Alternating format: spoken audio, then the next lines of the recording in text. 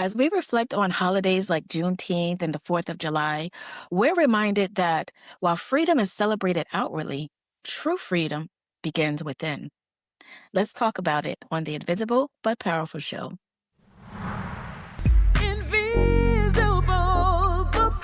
Welcome to Invisible but Powerful, where heart, soul, and spirit intertwine. This show is about sharing stories of faith, resilience, and transformation to inspire you to uncover, unlock, and unleash the incredible potential God has placed within you.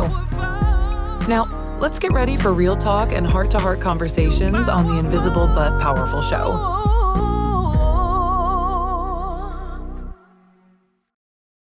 Welcome to the Invisible but Powerful Show. I'm your host, Kimberly Kiner, and today we are talking about freedom, but not just any kind of freedom. We're talking about the most powerful freedom there is, spiritual freedom, the freedom that comes when we release fear, reset our perspective, and embrace the life that God has called us to live.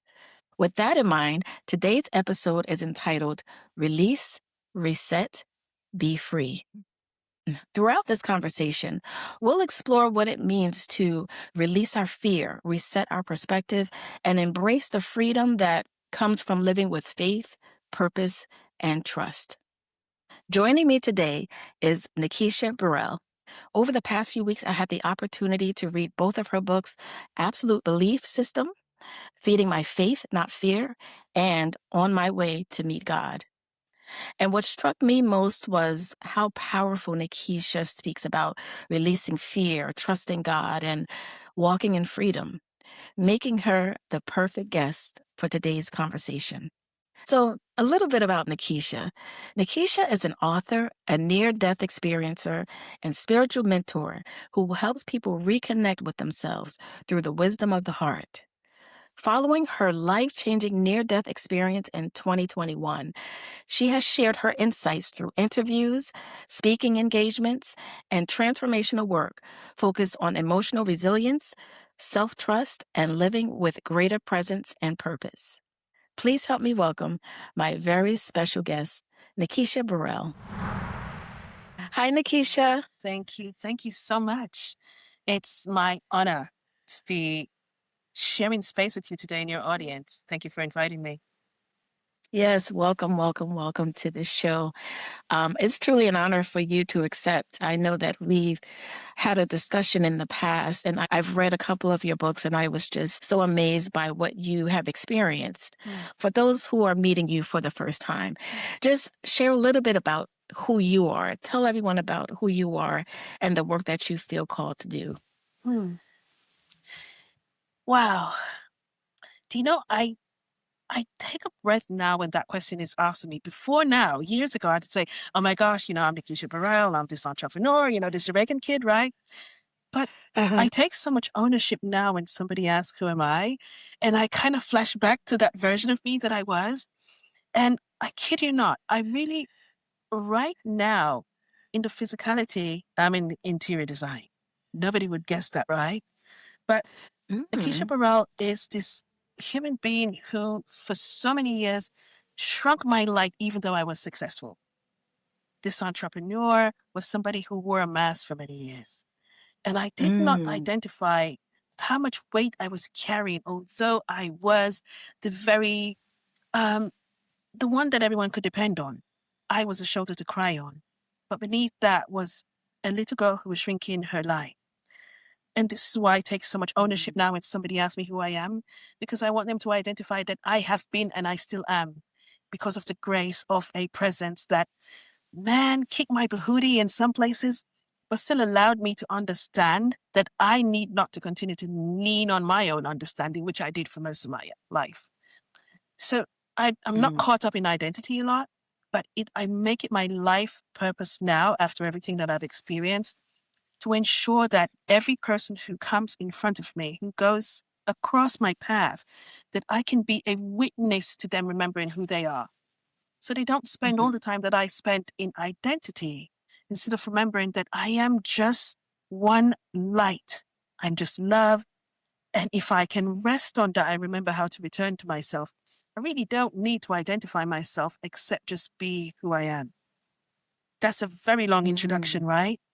But I can't just identify myself the same way anymore because it feels incomplete. And it still sounds as if there's something I need to go to. There's something else I'm trying to grab. There's nothing else I need to grab because I now understand the path that I'm on. And God kind of takes that path every day with me, ahead of me. And I'm just really excited to take that walk every day. So we're talking about like release, reset, Mhm. and be free. And in that releasing, you talked about how you diminished your light in the past. What was it that changed between diminishing your light and now you released that fear? Do you know, the first thing that changed for me was my perspective, but not just that.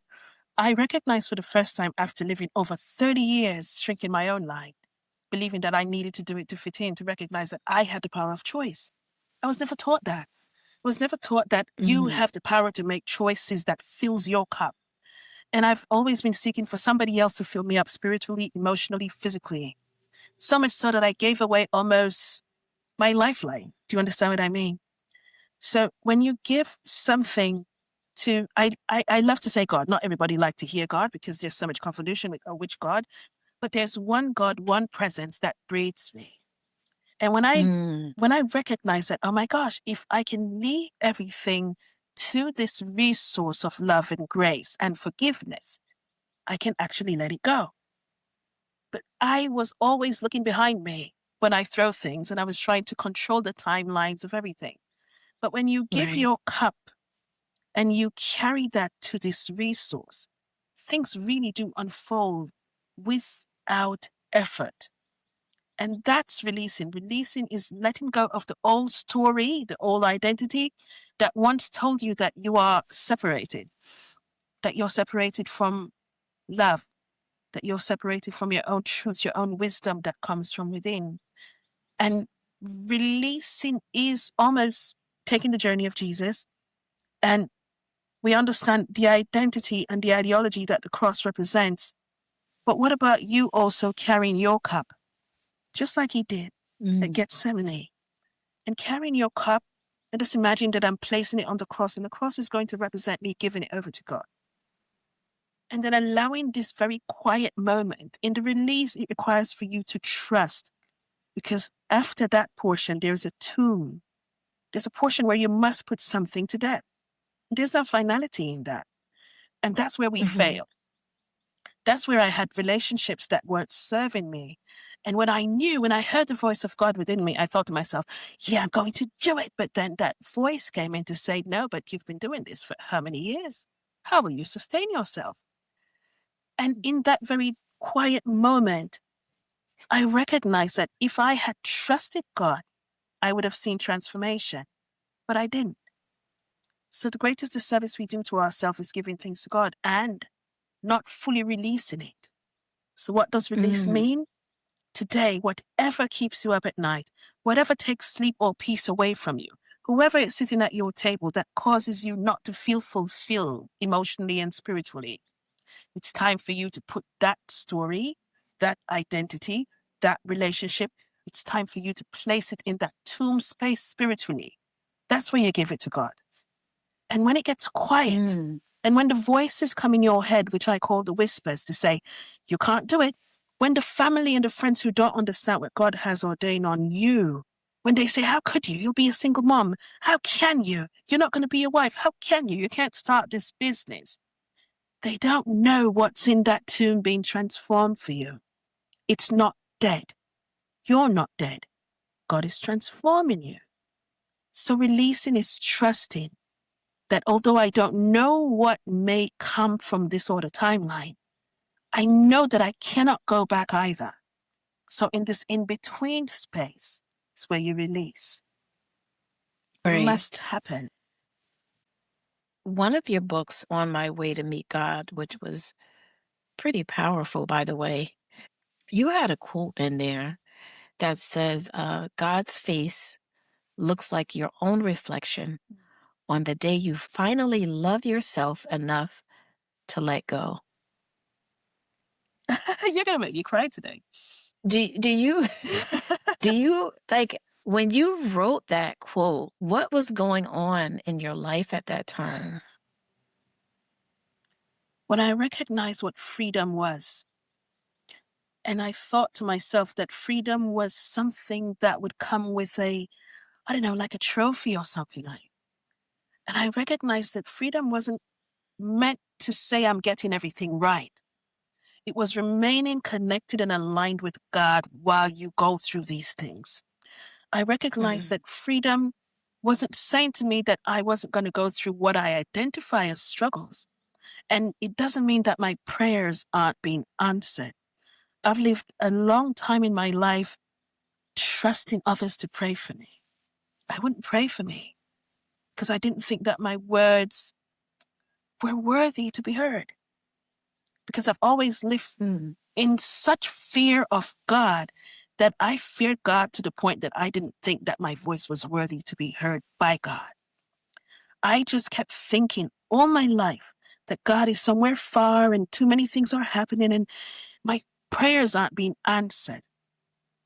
And when I saw the most volatile times in my life, going through abuse, then having this near-death experience, to finally hit me like a ton of bricks to realize, oh my God, you have always been there. It blew my mind. And it allowed me Mhm. to finally see me, but see where God showed up in my life, all my life. Even the times Mhm. when I was in England, when I was going to school in England, I remember when I was worrying and sad. I remember I used to try to get those cards, and find a phone booth in them times to call my parents back in Jamaica.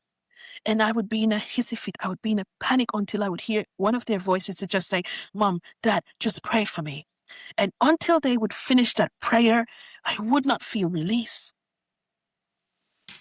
And when I had that experience, God could show me in this experience I have, but I was there. And that accident, I was there. And that time you cried for 3 days, I was there. And the freedom that comes from knowing that God has always been there, it's taken the biggest weight off me. So freedom is no longer allowing fear to lead. Because I recognized who was whispering in my ear. It was the entity, the energy, the trick, the parasite of fear. And I believe Mm. that story so much that it led me, I kid you not, it has led me for years to cry when all I needed to do was to pray, to sit worried and losing sleep when all I needed to do was to be in silence. So when people hear me talk now to say I am complete, I am wholly complete.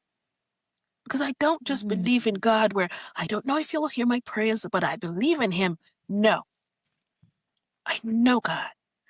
God isn't a child who giggles at me when I'm at the downest of days, showing up for me to remind me all I have to do is laugh. God is the one that allows the flower that I planted I thought that would die to just wake up in the morning to see leaves and blossoms coming from it, to remind me that you will but live. So I do meet God every day. You meet God every day. The question is, are we aware that we're meeting God? Right, right. And you talked about that in Yeah. your book as well, the absolute belief system. Tell me about, because you talked about this lightly, but tell me about the accident. What happened? I think it was more of a setup. It was well choreographed. I wasn't Mm. I wasn't sick. If you're talking about the NDE, I was not ill, but Yeah. I was not ill in my physicality. I was very ill spiritually. Let's put it that way. I just rephrased myself because that morning before it happened, I was in a full-blown argument with God. I was very angry with God. It was Mm. right after COVID, and I was not sure which direction I was going. I was in for a long time. The business was not coming back up because the tourism sector is down. That's where my business is. And I was like, I don't deserve it. Why do I deserve this? Why am I in New York? Why? And I was so angry with God because for a moment, if you can imagine yourself at a stoplight, that's what I felt like. And I was seeing other vehicle, which is people living their life. They were on go. And I was very angry with God that moment. Why am I on stop? Why is my life not moving? Mhm. And it's very interesting. I went to take a shower and I was still cussing in my mind, like, going back home and booking another ticket. I'm going home because I was now doing what I always did. I lean on my own understanding. I wasn't trusting God anymore. There was something being transformed, but I didn't know. And I think the reason why I had the NDE experience wasn't to come back to say I'm better than anyone. It was a transformation for me to allow others who are on this path not to take that path of giving up on God. And when I went in the shower, I remember I felt this tickle in my throat. It was that simple. Mm. And it makes me so grateful to be alive. Because in a split of a second, the tickle of a throat, and I could clear my throat, there was no more breath. The breath. Wow. It's something that sustains me, but I've never really been grateful for it. And when I stopped having the breath, the first thing came was fear and then panic, because that's what I'm going to do, right? So I remember I Right. was in such a panic state. And in that moment, it's as if I know it was choreographed by God to teach me a life lesson. Because the things that happened while that was happening could not have been planned except by God. And I remember many interviews I speak about the asthma pump, and people say, Nikki, why the asthma pump? But what they don't recognize is my husband in Jamaica, the month before I came to New York, he's the asthmatic. I'm not. And he just had Mm. this urgency, take this with you. And I was livid, like I don't want it. The first thing I remembered when my breath was not coming back was, hey, you have an asthma pump in your bag. I didn't plan that. There was a divine force that planned that. For me to remember that only in that moment. And I remember I dragged the shower curtain down because I'm in a panic state. And I remember I rushed out and I'm gasping for breath. And I remember I felt the pump. And the one voice that came in my head was, you don't know how to use this. It's not going to help you. And I remember I thought to myself in defeat, oh my God, I'm going to die on this floor. In the next moment, and this is only seconds, my phone rang. It's the first time I had an iPhone. Never in my life had I had an Apple phone. And I remember when I was in the store, the guy did everything to convince me to put face recognition on. I've never had it. Don't want it. And in that moment, the phone rang, and I remember pumping the right hand. The phone, I remember I put my hand down, and I lifted it up, and it fell. And I could hear my husband's voice on the phone, who later told me he just felt like something hit him like a ton of bricks, and he heard Nick. And he called me in the moment that I was going to Wow. die. I couldn't talk to him then, but the phone, the face recognition picked me up. So the phone was on the floor. And I remember, I'm not thinking about the phone or the pump now. I just had this thought to myself. I was very angry with me. I Mm. was like, they're going to come find you naked on the floor. And I was mad at myself. I was very ashamed of how they were going to come and see me. And I don't know when I wasn't here anymore. I didn't feel pain or anything. I just know that I resolved I'm going to die, that's it, and I wasn't there. And the next moment I was in this white space. Everything is just different. And I remember when I was there, the first thing that I observed was the apparition of my grandmother, my mother's mom. Mm. And I remember I didn't have words, but I thought to myself, what am I doing here? And she, without words, as if she said, you're home. And when I started to observe, light orbs are populating around me. And these were angels. And it started to hit me like a ton of bricks. Oh my gosh, it felt like a welcome home party. And I was identifying every single angel. And I was seeing everything and receiving all this information. And it blew my mind. And I didn't remember what this physical state is. I didn't remember Earth, but I remember they're showing me so many probabilities of Earth, the mistakes we've made. And I never forget recognizing that we're all one, we're all connected. Every thought that you have is a prayer that goes to God. Every time you think something, it doesn't go dormant. It's like I'm seeing things on a light spectrum. So it's like just every time I think something, it goes somewhere because it's going to start to populate what you want. And I had these weird thoughts myself, and I'm seeing choices I made in my life, and I'm like, boy, I shouldn't have done that. And I was seeing probabilities. I was like, why did you do that? You could have been nicer there. And everything just felt as if time collapsed because there was no time. And I'm seeing spiritual rehab on one side, which amazes the daylights out of me. Like, oh my gosh, when you die, you have a rehab type of thing. And you recognize how much reverence. And one thing I can tell you that's not in the experience that I had, there was no judgment. There was no hate. There was none of these sub-emotions that leads us here. The only thing that was there was love and forgiveness. I keep doing this. Love and forgiveness in the same breath. There is no choice there, but we have a choice here in this body. There's no choice there but to love and forgive. Do you know what I mean? Wow. So that experience blew my mind. Getting a life review, seeing things that I did and actually feeling the ripples that I cause in people's life. And I never knew that everything that I did, it was documented. I mean, every thought, everything. And I am the one who have to face the accountability of feeling the effects. And the ripples mean if you hurt one person, it's not just that person you feel. If what you did to that person caused any defects or affected anyone else, you also feel those. Wow. So imagine hurting one person and they were angry to their kids and, they hurt other people or other people saw a side of them that was lacking of love. You get to feel the effects of what you caused because you started that ripple. So coming back from an experience like that, and you recognize, so I am love, and I don't need to be fearful. And everything, no matter what, no matter how it shows up, I am choosing the experiences that I'm co-creating with.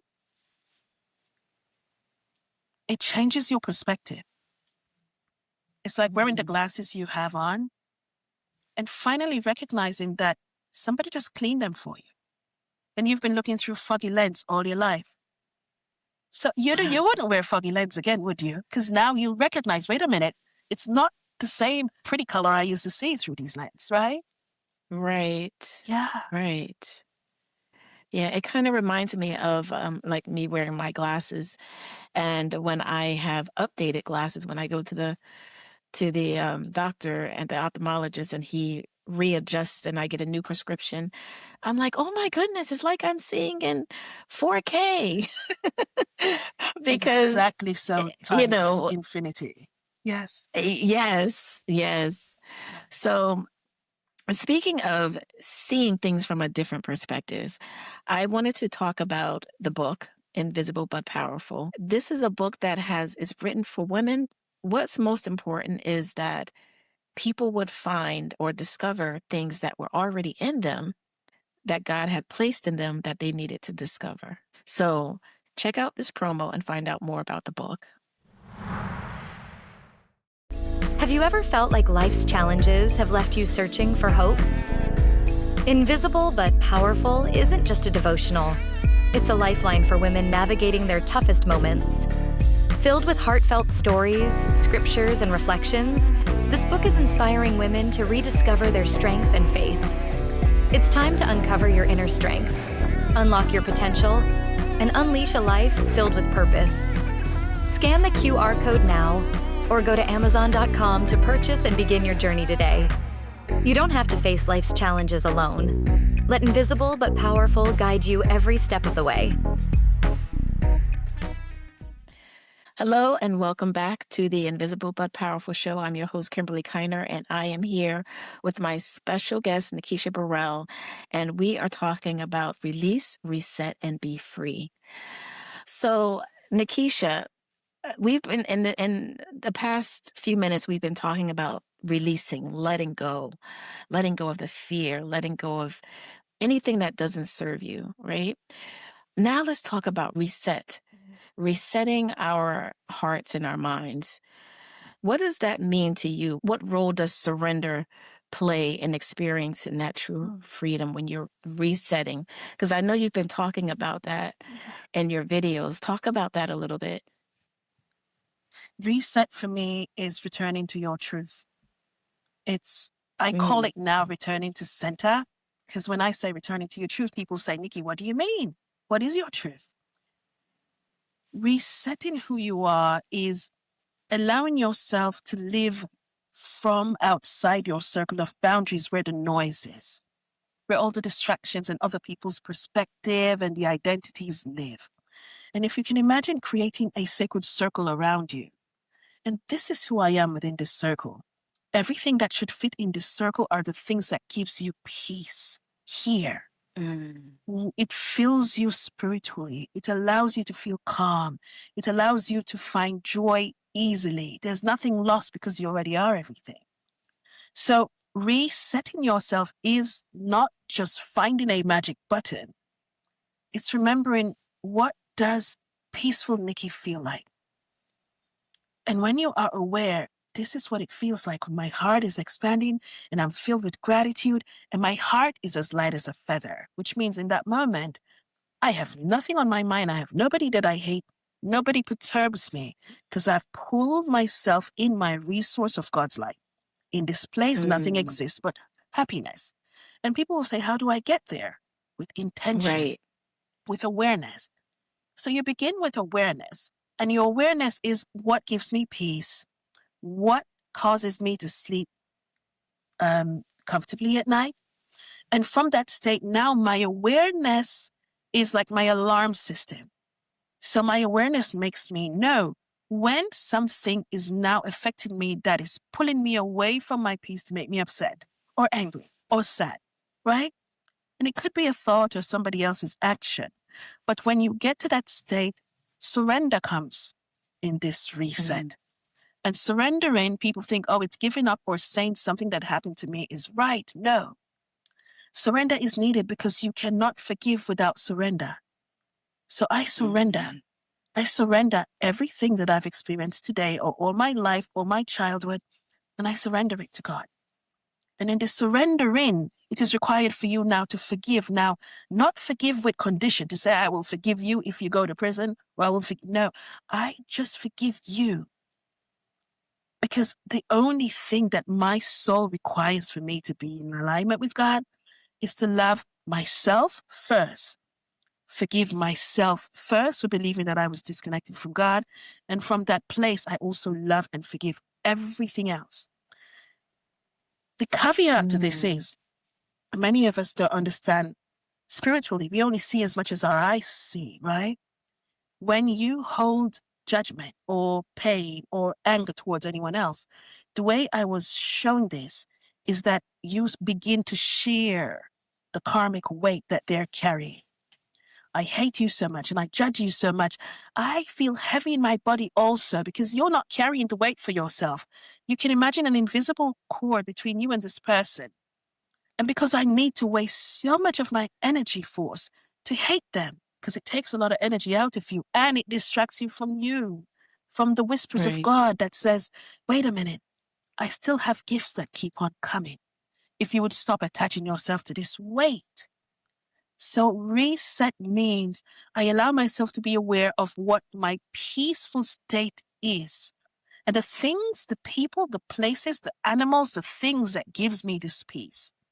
Creating a table for myself and allowing myself the power to choose who is seated at my table. And give myself also the freedom to do checks and balances every single day. To decide if the people around my table, if anyone there is pulling me from my peace, is taking my energy of light, or if distracting me from my core being. Now, if that is happening, it's your table. Your freedom of choice is to create space between that situation or person, or to completely reposition yourself. Because the things that we say are suffering or problems, they're lessons. I never forget the first time they told me, you must return to center because you have no enemies. Let it go. The person who abused you, they abused you. Yes, they were supposed to choose love, but they didn't. That's their weight to carry. But I remember, I recognized I was carrying also weight. I became my own abuser because I started to look in the mirror and see a victim. And I used to speak down to myself. And I used to say, you have to settle for this love for whatever because you have to earn your love. It's the best-selling book that women were taught. We were taught we must earn love. So I need to give of myself without expecting the same in return. And it's not true. So your reset, it returns you to one place, not here, 12 inches down, to your heart, because that's where God speaks wisdom to you.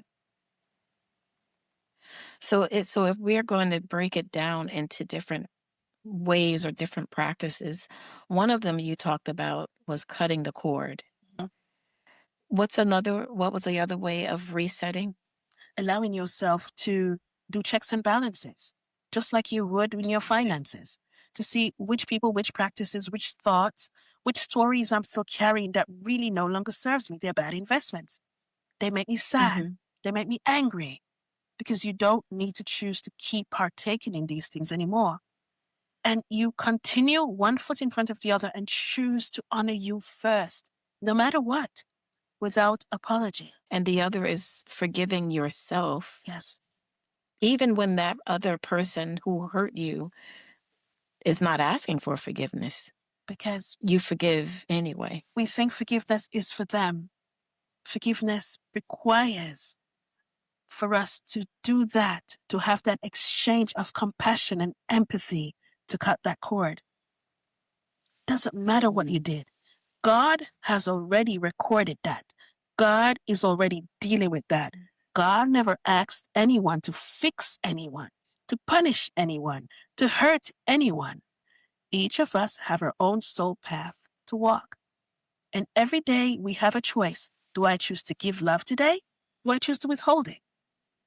Now, if your anger causes me also to be angry, I have accountability for my anger, not yours. And I need to do an assessment within myself to identify, was that really a threat to me? Was it worth my energy, which is my most valued resource? This energy that you are, this consciousness that breathes you. Should I waste it to feed somebody else's anger? Because when I do, I now begin to share that weight. And guess what happens? I begin to spread the same ripple that they started. Because the next person that I meet, I might just be angry with them too. And my Right. children, and my family, and myself. Because by the end of the day, when you look in that mirror, you will be disgusted of how different you acted just by one person who did something, and you not taking a pause to check within. Is this that important for me to pay attention to react to? So I tell everyone within my community or anyone that I'm mentoring, I say, learn to be an observer, not an absorber. We absorb everything like a sponge. And then we don't know how to wring it out. We don't know how to get rid of it because, oh my God, Right. life is so unfair and I deserve struggle. And no, you don't. Somewhere along the line, you either made a conscious or unconscious contract. And it wasn't with God. It was with a tempter, with a distraction. And when you start to act out, if you want to really check yourself every day, every time you feel emotionally charged about anything, happiness, anger, all the opposites in the world, ask yourself, which energy source am I feeding? Happiness feeds the energy source of God, right? Anger feeds the energy source of darkness. Which do you choose to feed? And how much time do you choose to feed it? We're human beings. So the moment you recognize that you're feeding anger, and you will, because remember, you learn to reset. It's pulling me away from my peace. So your body, which is super intelligence, it begins to tell you. When you get angry, what do you feel in your body? Feels like a volcano is rising. And people say easily, I lost control. No, you didn't. Your body is your alarm system. Your body was making you aware from beginning, wait a minute, something is happening that shifted our peaceful field, our loving beings. It's time for you to stop and make a choice. But if they don't teach it to us, we don't become aware of what's happening within. You feel tension in your body. You're having a conversation that doesn't resonate with you. You're not talking the things that aligns with you. And you're having a headache. You have tension. It's your alarm system. It's saying, wait a minute. It's time for you to separate yourself from this conversation. Gossip. You feel it in your gut. It's so heavy. It's so tense.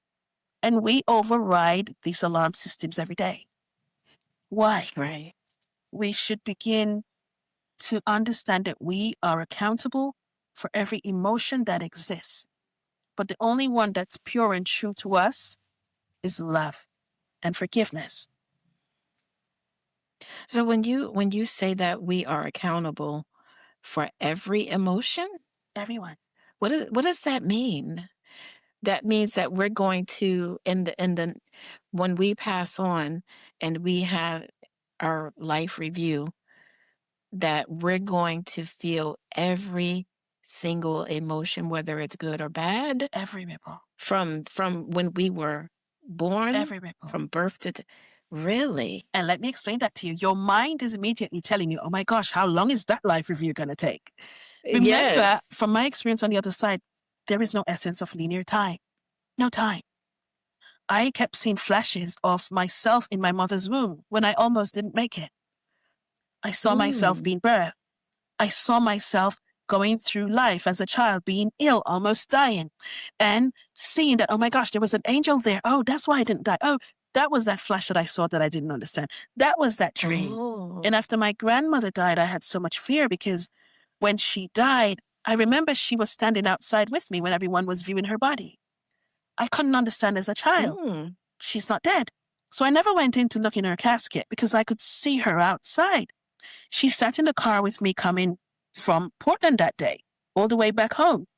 And she's been in my peripheral view ever since, in my dreams, and all these things. So it allows you to understand, wait a minute, there really is more than the eyes can see.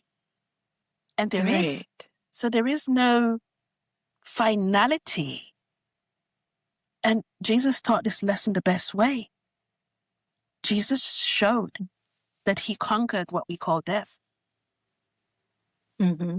So if Jesus showed that he conquered what is death, we are accountable. He didn't do something to say you can be atrocious all your life and then I'll come to save you.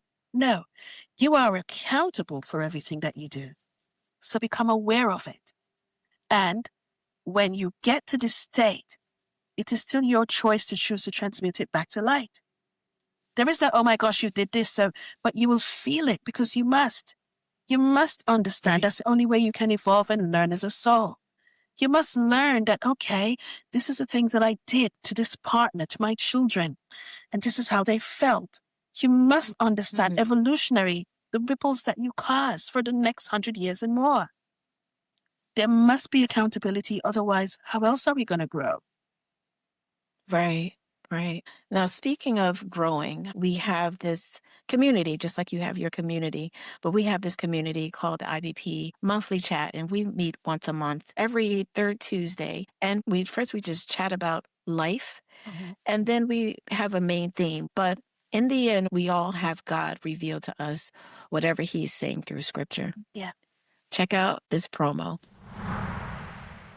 Do you ever feel like you're carrying life's weight on your shoulders? At the IBP Monthly Chat, you don't have to do it alone. This is your space. A space where real women come together to share, connect, and encourage each other. Whether you're navigating challenges, seeking clarity, or simply craving authentic connection, the IBP Monthly Chat is where faith and friendship meet. We meet virtually on Zoom, and each session is a safe place to open your heart and discuss God's Word as it relates to our lives. Here, you'll find strength, understanding, and the reminder that you are never alone. Scan the QR code to subscribe and be notified of our next session. Let's grow together, one conversation at a time. Welcome back to the Invisible but Powerful Show. I'm your host, Kimberly Kiner, and today I have a special guest, Nekesha Burrell, and our topic is about release, reset, and be free. Now, Nekesha, we talked about release, we talked about reset. Now let's talk about the freedom, being free. Your book, On My Way to Meet God, you shared that profound experience, and you talked about your near-death experience. Is there anything else that you left out in regards to how that experience changed how you see life today in regards to your freedom? Now what? It made me understand how similar I am to everyone, even Mm. the angry person. It made me take a step back and understand what identity plays in our life. Because if I see you as a separate entity or soul from me, now I have the excuse to dislike you, to judge you, to hurt you. Mm. And the freedom that came from the experiences I've had was to understand that everyone is your teacher, and so are you for them. So if I understand that you're my teacher, instead of saying, why is this happening to me? We ask questions backwards. The question I'm told many times to ask now is, what lesson am I supposed to learn from this experience? Mm. Because life is about the lessons. And it's about trusting this resource, this presence of love that won't necessarily take it away from you, especially if you made choices to take it there, but will show you the transformation that comes if you trust and allow yourself to be walked through it. So freedom isn't absence of fear. Many people think so. Freedom is not allowing fear to lead. And I'll say this a million times because how many of us are here right now who will watch this video and there is something on your mind that you will say, I don't think I can. Maybe I should Right. wait. I don't think I have it yet. And I ask you, if you're asking these questions, who is leading you? God doesn't say that to you. God says trust. Do you understand? In my Father's house are many rooms. In all these rooms resides God. So if I let go and I let God lead, fear has no place in my life. So freedom comes when you understand that I am been asking the wrong questions all my life. And the right question to ask is, God, what next? I trust. And freedom is a form of resurrection because sometimes you don't know who you're going to be. But I can guarantee you, if you trust the process, the repositioning that comes in your life from that trust, it allows you to simply understand the resources that gives you freedom. Your heartbeat, the breath, everything around us, nature, silence, stillness, prayer.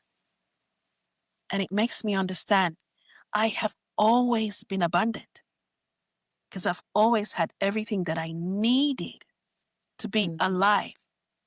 Now, the choices I make from that moment of freedom, that's going to be the deciding factor of the things that I will experience, the people that I invite in my life, and the stories that I will believe are mine and the ones that I will reject, knowing that they don't conform to who I am. And allow yourself the freedom to choose, allowing yourself to know that there's some point in your life I must be able to disagree with others without hating them. I'm free to do that. I must be able to forgive and love without losing myself. And if I can do that, I am free. What am I free from? The whispers, the distractions, and everything that can distract me from that inner peace and joy that I was born with. That is freedom. Not money, Mm. because it doesn't buy you freedom, doesn't give you happiness, but it's a great resource to allow you to carry out your path, the things that give you joy. But without knowing what your joy is, money won't get it for you. It's a tool, just like everything else, reading a good book, watching a good sermon, praying to God. They're all tools to get you there. But you are the one who have to choose. Am I free or am I not? Sounds too simple, Mm. right? But it Yeah. is. So when you talk about money, Mhm, people talk about financial freedom, mhm. that's not the same thing that you're talking about, right? When you're talking about money, you think money will signify freedom. Yes, because Financial freedom. financial freedom from one person to the other is different. What is freedom to one person can just be one house and my family, and I will just want to have a beautiful garden and I will barter. I want to have a neighbor that I can share my fruits for their animals when they do, right? Slaughter them. And to somebody else, it could be packed with more things. The key is, does it give me joy? And does it ripple joy for the people who are also in my life? I'll tell you something really quickly. There are people in this world who we identify as those we want to be at some point in our life, that has from the minute they were born, building themselves what they call a castle for the need of the things external. God doesn't heal you from outside, He heals you from within. But many people, in the aim of getting into an identity, I need that money, I need that job, I need to be this person, I need to be known, to be famous, right? While you're doing that, you're building bricks and blocks, Every decision you make, every person you step on, it goes higher. After a while, most times, the people that we look up to, and we're seeing it in the world now a lot, we get disappointed because we recognize they were building a wall and God wasn't the one who laid the foundation. And because of that, by the time they were finished with their castles, their families were outside. The people they loved the most, who really would feed them spiritually, is outside. And you know what? They didn't build doors or windows because they wanted just that one identity and think so much. They packed their bricks so tight they can't breathe. So as I said, financial freedom is different from one person to the next. The first thing you need to be aware of is what continuously gives me joy, happiness, peace. From there, everything else becomes effortless because you are allowing yourself now to move with gratitude. I'm so grateful. And the gratefulness and the joy in my heart directs me to the right partnerships, partners, family, friends, decisions, because I do not make decisions externally. I make them in stillness. I make them from a place where I can ask God, is this the right decision for me and everyone else involved? Because it's never just about you. God doesn't give blessings or manifestations without it also rippling for somebody else. It's never just about you. If you're the only one climbing the ladder, I ask you to stop. Pause for a moment. Look back. Something is amiss. God does not allow one person to move without it causing ripples. Because we are all one and one all. And we are a representation of that source. Do you understand the difference now? Yeah. Yeah, I do. That's definitely a good way of saying it because I hear that so often. And people think that, well, once I become financially free, I'll truly be happy or I'll truly be free. But it really depends on the person in regards to what is true financial freedom and what is freedom, true freedom spiritually. What really matters is your spiritual freedom and knowing who you truly are in God. So, yeah, thank you for sharing that. One question that I always ask all of my participants is, what does invisible but powerful mean to you? And I always say 1 to 2 words and then kind of expound on whatever the 1 or 2 words that you talked about. I think I almost said it before. Invisible but powerful for me is my breath. It is my heart that beats. It is my stillness when I am by myself and I can hear nothing except God's voice flow through me. Invisible but powerful is nature when I walk through it, and I am reminded of how abundant I am even if I don't see it in that moment. Invisible but powerful for me is God. Knowing that relationship with God, knowing that partnership that we co-create every day. And I can say to God, God, today it is my intention to experience only happy and joyful people and see that unfolding where I can laugh like crazy. Say, God, you've got this. Invisible but powerful is your relationship with God because everything starts from there. Nothing else matters. And everything else does only when you start from that first breath of consciousness that breathes you. Nice. So you did it like 5 different. You can't just do one because God gives so many, right? God didn't just give us one thing, right? It's so much. It's faith. It's Yeah. hope. We could keep going. We could Yeah. keep going, you know? Yeah. It's love Exactly. because it's invisible. Can you see love? I mean, we can write a book about invisible but powerful because God gave us so much, but yet we still see so many things that are physical and practical, but it's limiting. Yeah. I don't want the Yeah. limited stuff. So thank you so much. Let's talk about how people can connect with you.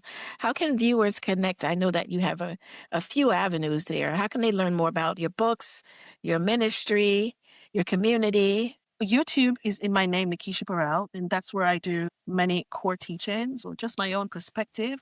And my website will show you everything else. Basically, it's souldeepconsciousness.love. And I also now have a beautiful growing community, Soul Shift Academy. It's hosted on School.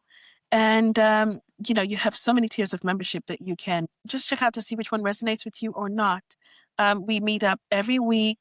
We have so much beautiful workshops, teachings, conversations. We go so deep. Not everybody is ready for this, but it's very beautiful, eclectic conversations about people who are ready to just meet God from where they are without the judgment, Mm. without feeling as if they need to wear a particular suit or whatever. It's just meeting in one accord, in a sense, just love and commitment to self that we speak first and allow God to emit that truth from us so we don't get ourselves left behind anymore. And we learn how to heal and remain healed because we have so many wounds, some that have been left dormant for a long time. So we learn how to unearth them gracefully, sit with them, give them love, and transform ourselves to be renewed. Nice. Now, are you also on social media like Instagram, Facebook? I am on both. I do post on them. I'm not on them a lot because energetically, sometimes it feels like it seems as if I am marketing more than who I am. I don't want to be like, oh, yeah, I'm Oh, depending on her to do these things. I just want to remain the way I am. And I allow God right. to direct people to me in a sense. But I do post Mhm. on them, but it's mostly on YouTube and on my community because then we can have conversations and they feel free to speak truthfully from their hearts without feeling judged. Okay, Yeah. got it. Got it. It's definitely like a conversation, Yeah. a full conversation. Is it a group or is it a one-on-one? It is a group and we have one-on-ones. Whatever they need. They need me one-on-one. I'm there for them. And every week we Mhm. meet up in groups and it's grown so profoundly, I kid you not. I'm watching women from all parts of this world, which is so beautiful and dynamic, who came in, many of them broken, many of them feeling as if they don't deserve. And over the past few months, to see how they're now talking to new people coming in and telling them, how to digress and how to evolve into their new forms. It's just a beautiful thing to witness. Right. Yeah. Right. And how long are your sessions usually? Is it about an hour, two My sessions hours? are supposed to be 45 minutes. There's no session that goes to 45 Mhm. minutes with me because if there's something to unpack, we unpack it. They're really powerful sessions. And the emotions are even more, but they go much deeper into the subconscious. It allows you to go within the spaces in memories that you probably forgot or laid dormant. And we so easily say, Nikki, there's a block. There's not necessarily a block in anybody's life. God doesn't allow that. But you allow it because there's something there that's asking you to be seen. So I get to witness people hear their own voices or hear God speak through them. Wow, I gotta kind of check your community out. Free. Well, I thank you so much. Thanks again for sharing your wisdom, your journey, and your heart with us today. Now, will you be available for Zoom just so that they have questions, anything that we haven't addressed? We can talk about that on Zoom. Absolutely. I appreciate you. I appreciate for you to stand up to the call. It's not quite easy to do because it's not, the greatest No. popularity award that you get, for digging deep into consciousness and truth and allowing people to have a voice, even the ones without one. So I do thank you for choosing to do that. And as always, it's an honor to be in your presence. Oh, Okay. thank you. Nekesha reminded us that freedom is not found in having a perfect life, but in having the courage to release what no longer serves us and reset our perspective and embrace the life that we were created to live. And to everyone who's watching, remember, no matter what you're facing, you are seen, you are loved, and there is freedom on the other side of that fear. If you've enjoyed this episode, don't forget to like and subscribe and hit the notification bell so you can be notified of all of our future episodes. Thank you for joining us for another episode of the Invisible but Powerful Show. Until next time, continue to release, reset, and be free. And most importantly, continue to be blessed and a blessing. Thank you for spending this time with us on the Invisible but Powerful Show. We'd love to connect with you beyond the show. Follow us on Facebook at Invisible but Powerful Ministries, on Instagram at IBP Ministries, and subscribe to our IBP Ministries YouTube channel for more inspiring content. Until next time, remember to uncover, unlock, and unleash the potential within you. Walk boldly in who and whose you are.